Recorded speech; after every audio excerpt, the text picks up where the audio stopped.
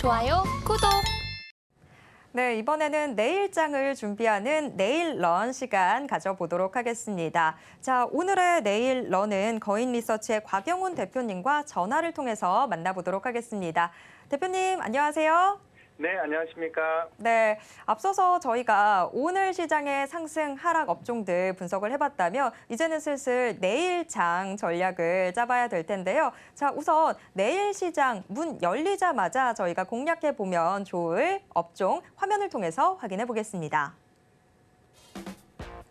내일 시초가 공략 업종 지금 공개하겠습니다. 중국의 이 한활령 해제 기대감이 커지고 있는 영상 콘텐츠가 뽑혔네요. 네, 영상 콘텐츠 관련주들이 연일 시장의 주인공이 되어 가고 있는 것 같습니다. 오늘 시장에서도 강하게 불기둥을 뿜어주고 있는데요. 자, 대표님, 영상 콘텐츠 관련주들 이번 주에 너무 좀 많이 오른 것 같은데 내일 시장에서도 주목해야 한다라고 뽑아주셨습니다. 자, 그 이유 들어보도록 하겠습니다. 네, 이제 미디어 쪽의 영상 콘텐츠에 대해서 관심을 좀 가져야 되겠다 이런 말씀을 좀 드리겠습니다. 이번에는 과연 그 한활령 해제가 정말 풀릴까 이런 생각을 우리가 안 할 수가 없거든요. 그런 가운데에서 기대감이 고조가 되고 있는 것 같습니다. 뭐 잘 아시겠지만은 영상 콘텐츠 종목들이 뭐 쇼박스라든가 뭐 대원 미디어, 뭐 캐리소프트, 뭐 초록뱀 미디어 이런 영상 콘텐츠 종목들이 핫하게 올라주고 있고 오늘도 좀 대형 대표성 있는 종목들, 그 컨텐츠리 중앙 이런 종목들도 좀 올라주고 있습니다. 그래서 먼저 우리가 이제 점검을 좀 해야 되는 부분은 이 한활령 해제에 대한 기대감이 최근에 한중 간의 정상회담을 통해서 이런 얘기가 나왔거든요. 그래서 그에 대한 징후로서 중국이 6년 만에 한국 영화의 OTT 서비스를 재개를 한다고 언급을 했었고요. 우리 대통령과 그리고 중국의 시진핑 주석 간의 대화 과정에서 한국과 중국의 문화 및 인적 교류의 중요성이 강조가 되었습니다. 그래서 시진핑 주석은 국내 영화의 중국 OTT 상영 조치로 화답한 것으로 지금 시장에서는 보고 있습니다. 그렇기 때문에 한활령에 대한 기대감이 한껏 해제에 대한 기대감이 한껏 높아지고 있다고 말씀을 드릴 수 있을 것 같아요. 자, 그러면은 우리가 이제 중국에 대해서 전혀 판권을 판매하지 않았냐 하면은 그렇지는 않습니다. 올해 들어와서 사임당이라든가 밥 잘 사주는 예쁜 누나 그리고 지금 헤어지는 중 이런 그 국내 드라마의 중국 판권의 판매가 올해도 있었는데 중요한 포인트는 2016년도 이전 수준과 비교했을 때 굉장히 여전히 적은 상황이라는 거죠. 그래서 이번 한활령 해제 가능성이 무엇보다 중요한데요.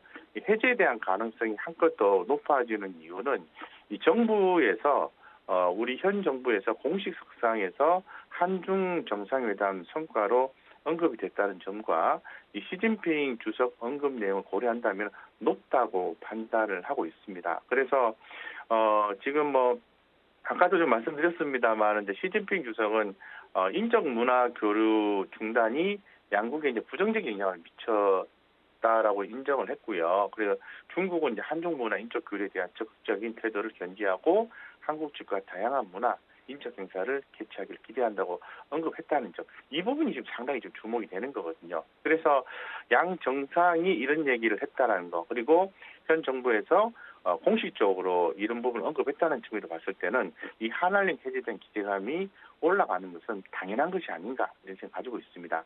자, 그렇다면은 우리가 이제 우리가 봐야 되는 포인트가 한 세 가지로 또 추가로 또 봐야 되는 부분이 있는데요. 먼저 중국 콘텐츠 수출 규모 회복으로 드라마 제작사의 수혜가 되는가라고 봐야 되는데 이제 중국 콘텐츠 수출이 만약에 확대가 된다면 이 드라마 제작사 수혜가 이어질 것으로 보고 있습니다. 다른 산업에 비해서 판호 발급 수요 기간이 상대적으로 짧고 이 한활령 기간 동안 제작한 작품 판매로 빠르게 실적이 기여할 수 있기 때문에 그렇습니다. 자, 그래서 이제 국내 그 방송 프로그램 완성품 기준으로 봤을 때 한활령 이전까지 전체 수출 중에서 이 중국향 수출이 비중이 30%, 기존 30% 육박을 했었거든요. 그런데 이 한알령 이후에는 5% 수준까지 감소가 됐었어요. 그래서 수출 금액도 당연히 1,100억대에서 250억대로 감소가 된 거죠. 상당히 좀 불편하게 이렇게 감소가 됐던 것 같습니다. 자, 그런 가운데에서 이번에 그러다 보니까 아무래도 우리 그 영상 콘텐츠 OTT 기업들 같은 경우에는 중국을 제외한 글로벌 시장에 진출할 수밖에 없었고, 다행히도 이 글로벌 OTT를 통해서 중국 외의 판매가 2016년도에 3,400억 원에서 4,800억 원까지 이제 증가된 부분은 상당히 이제 고무적이다라고 좀 볼 수 있을 것 같습니다. 어쨌건 중국 콘텐츠 수출 규모 회복으로 드라마 제작사의 수혜가 전망이 되고요. 좀 이제 바텀업 개념으로도 생각해야 되는데, 만약에 이제 중국 판매가 가능하게 된다면은 지금 중국 판매가 가능한 드라마가 많은 제작사가 이제 수혜를 입을 수 있을 것 같은데요. 최근에 아무래도 보면은 OTT라든가 캡티브 채널의 실적 부진으로 콘텐츠 제작사의 수익성이 우려되는 상황이고요. 중국 시장이 만약에 개방된다면은 수익성이 대폭 개선이 되겠죠. 그래서 이런 부분들에 대해서 좀 우리가 좀 생각해봐야 될 것 같고, 판매가 가능한 구작, 옛날에 만들어진 작품이 많은 작품을 보유하고 있는 기업이 좀 유리할 수 있을 것 같고요. 두 번째는 그 한류 스타가 참여한 드라마를 제작한 컨텐츠 제작사가 주목이 되는 거죠. 그래서 그렇다면 종목은 컨텐츠 중앙이나 스튜디오 드래곤이 대표적인 종목으로 수요 예상이 됩니다. 컨텐츠 중앙 같은 경우에는 오늘 현재 주가가 7% 이상 급등을 해주고 있는데, 이거 이외에도 레몽레인이 상한가, 그리고 위지옥 스튜디오가 12.4% 정도 상승해주고 있거든요.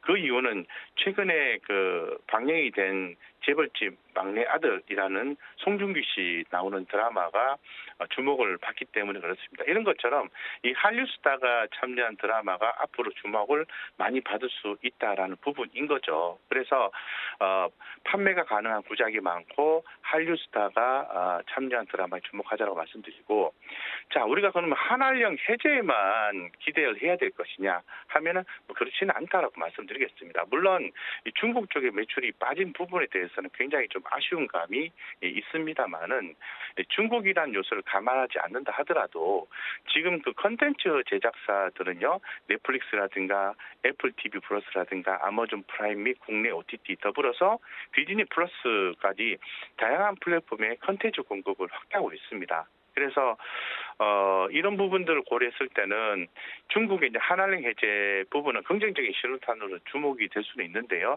이 부분이 조속히 빨리 진행이 안 된다 하더라도 이미 국내 컨텐츠 제작사들은 지금 성장을 하고 있다는 측면을 고려했을 때 반드시 한쪽으로만 기울어서 관련 기업인 영상 컨텐츠 기업을 판단할 이유는 없다라고 좀 더불어서 좀 말씀드리겠습니다.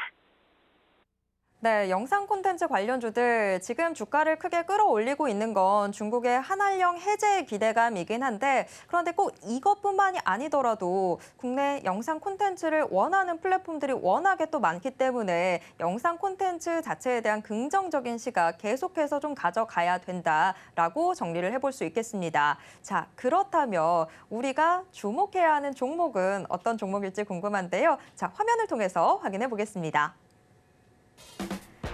내일 시초가 공략 종목 과연 어떤 종목일까요? 지금 공개하겠습니다. 올 상반기 히트작 우리들의 블루스를 내놨던 제작사 스튜디오 드래곤이 뽑혔네요. 자, 스튜디오 드래곤 오늘 장중에는 좀 부침이 있었습니다. 장 초반에 오전장에서는 낙폭 한 2%대로 확대하기도 했었는데 그래도 좀 낙폭 축소하는 시도들이 나타났습니다. 지금 현재는 약보합권에서 움직이고 있는 모습입니다.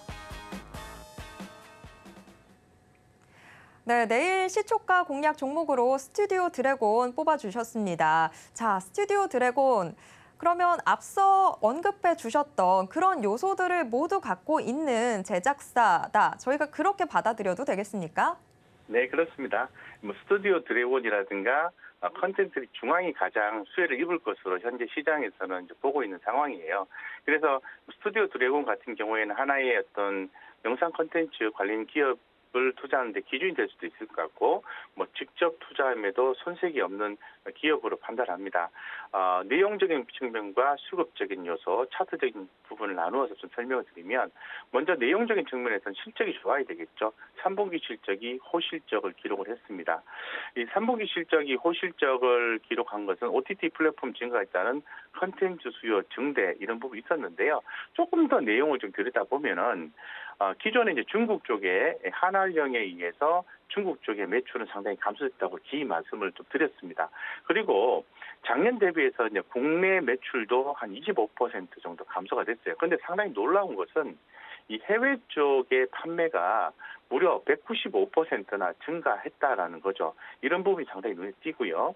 자, 두 번째는 지금 올해 이제 하반기 기점으로 해서 글로벌 OTT 플랫폼 대상에서 K 컨텐츠 판매가 확대될 것으로 보고 있습니다. 올해 총 32편의 어떤 그 컨텐츠가 예상이 됐었는데 지금 하반기에 23편이거든요. 그래서 상반기보다는 하반기에 좀 더 많은 K 컨텐츠가 오픈이 된다라는 부분입니다. 그래서 지금 4분기에 아마존 OTT 동시 방영 시작으로 김은숙 작가 대작 더 글로리를 포함해서 넷플릭스 오리지널 2편도 방영 예정입니다.